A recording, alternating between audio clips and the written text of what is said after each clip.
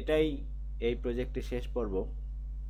আমরা এই ইমেজটিকে যদি 100% জুম করি, তারপর যদি আমরা ভালো মতো লক্ষ্য করি, তাহলে দেখতে পাবো এই চার থেকে ঠিক এই রেগুলো বের হচ্ছে বলে মনে হচ্ছে না। রিয়েলিস্টিক করতে প্রথমে আমরা এই লেয়ারটির অপাসিটি 8 চেপে 80% অপাসিটি তৈরি করব। তারপর মুন লেয়ারে গিয়ে এফেক্টস থেকে আউটার গ্লো এই প্যানেলটি আনবো। এখান থেকে আমরা কালার ড্রাগ করে এভাবে সাদা নির্বাচন করব, অপাসিটি 100% দিব এবং সাইজ আমরা বাড়িয়ে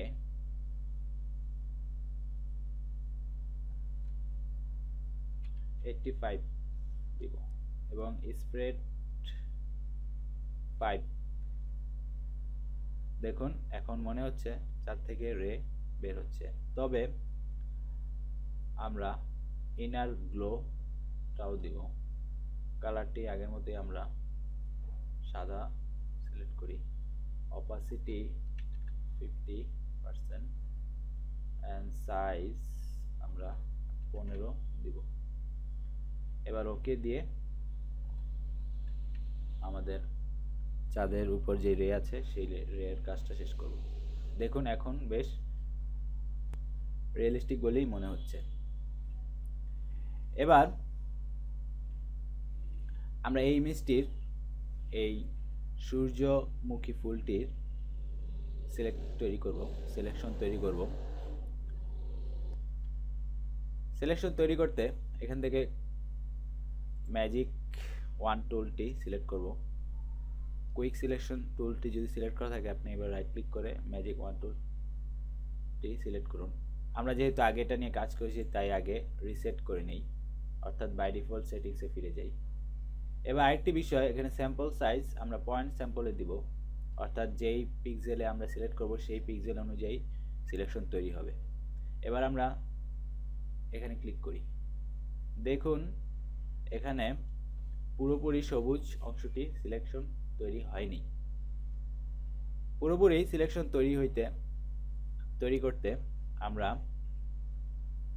এখান থেকে টলারেন্স ভ্যালু বাড়িয়ে কমিয়ে নিতে পারি। যেমন আমি যদি এখানে 15 দেই, 50 দেওয়ার পর ক্লিক করি, দেখুন এখানে মোটামুটি সিলেকশন তৈরি হয়েছে, তবে পুরোপুরি সিলেকশন তৈরি হয়নি। পুরোপুরি সিলেকশন তৈরি করতে আমরা এখান থেকে সিলেক্ট মেনুতে গিয়ে সিমিলার কমান্ডটির ব্যবহার আমরা আগেই দেখেছি। এটির কাজ হচ্ছে নির্দিষ্ট পিক্সেল এর মানে লুমিনেন্স লেভেল, নির্দিষ্ট লুমিনেন্স লেভেলের সম পর্যায়ে যে লুমিনেন্স লেভেলগুলো আছে সেগুলো শুধু সিলেক্ট করে। আর আমরা যদি গ্রো এই টুলটি ব্যবহার করি, তাহলে সম থেকে এবং উপরের লেভেলের লুমিনেন্সগুলো সিলেক্ট করবে। যেমন আমরা এখানে যদি গ্রো সিলেক্ট করি, দেখুন অলমোস্ট সিলেকশন তৈরি হয়ে গিয়েছে। এবার আমরা যদি টলারেন্স ভ্যালু এখানে 100 মতো দেই, তারপর যদি আমরা সিলেক্ট মেনুর দিকে গ্রো দেই, দেখুন সুন্দর সিলেকশন তৈরি হয়ে গিয়েছে, অর্থাৎ পুরো ছবিটি সিলেকশন হয়েছে। যেহেতু আমরা এই ফুলটি সিলেক্ট করতে চাই, তাই সিলেকশনকে আমরা ইনভার্স করব, অর্থাৎ বিপরীত সিলেকশনে তৈরি করব। সেটি করতে সিলেক্ট মেনুতে গিয়ে ইনভার্স বা শিফট কন্ট্রোল আই চাপি। এবার এই সিলেকশনটি আমরা মাস্কের সাহায্যে আলাদা করব। দেখুন হয়ে গিয়েছে। এবার এটি আমরা ডুপ্লিকেট করব। ডুপ্লিকেট করতে আমরা রেক্টেঙ্গুলার মার্কের টুলটি সিলেক্ট করার পর ডুপ্লিকেট লেয়ার, তারপর আমরা মাস্ক রে অর্থাৎ আমাদের মেইন ইমেজটি সিলেক্ট করব। এবার এই ইমেজটি আমরা ড্র্যাগ করে এখানে এই লেয়ার ব্যাকগ্রাউন্ডের উপর আনব। এবার আমরা এই ছবির উপর ভালো মতো তাকালে দেখতে পাই এটিকে ঠিক এই ছবির অংশ বলে মনে হচ্ছে না। এটিকে রিয়েলিস্টিক করতে প্রথমে আমরা কন্ট্রোল টি চেপে ফ্রি ট্রান্সফর্ম করব। এখান থেকে কর্নার মেনুতে সিলেক্ট করে -150, এখান থেকে -70 সিলেক্ট করব, তারপর ওকে। এবার আমরা এই ফুলের ভিতরে কিছু ইনার শ্যাডো, ইনার গ্লো ইফেক্টটি দিব।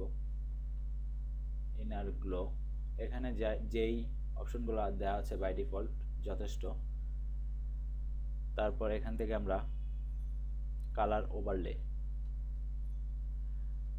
ওভারলে দিয়ে আমরা পিছনের ইমেজের সাথে এই ইমেজটি সংযুক্ত করব। আমরা তো এখানে এই কালারটি ক্লিক করে সিলেক্ট করি, এটিকে আমরা 220, 60, 100, তারপর ওকে, এবং ব্লেন্ড মোড থেকে ওভারলে। দেখুন এটি আগের থেকেও খুব বেশি রিয়েলিস্টিক মনে হচ্ছে। সবশেষে আমরা এখান থেকে ব্রাইটনেস কন্ট্রাস্ট, যেহেতু আমরা এই লেয়ারের উপর এই ব্রাইটনেস কন্ট্রাস্ট ইফেক্ট করব, তাই এটা সিলেক্ট করে এখান থেকে আমরা ব্লেন্ড মোড প্রথমেই মাল্টিপ্লাই সিলেক্ট করে দেই এবং ব্রাইটনেস আমরা -25 দেই। সব মিলিয়ে এটাই ফাইনাল ছবি। আমরা যদি এটিকে আরো সুন্দরভাবে জুম করে দেখি তাহলে আমরা দেখতে পাবো আমাদের ফাইনাল ইমেজটি। আশা করি আপনাদের ভালো লেগেছে। ধন্যবাদ সবাইকে।